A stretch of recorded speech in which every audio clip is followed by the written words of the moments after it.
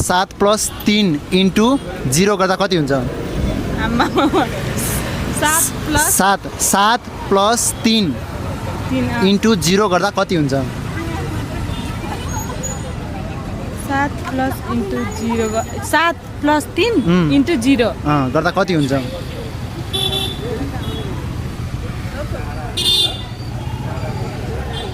10 हुने हो हैन? प्लस 10 हुन्छ?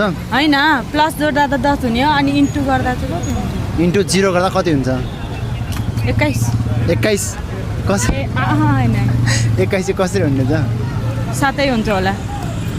7 + 3 इन्टु 0 गर्दा कति हुन्छ?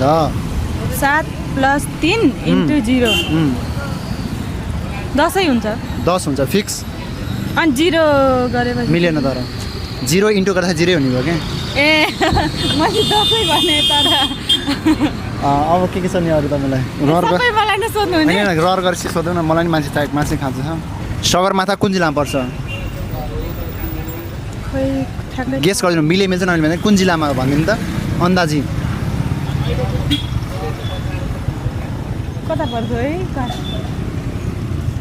भन्नु मिल्ने मिल्छ नमिल्ने मिल्दैन ल भनिदिनु, त्यसपछि निस्किनु ल। कुन जिल्ला पर्छ सगरमाथा?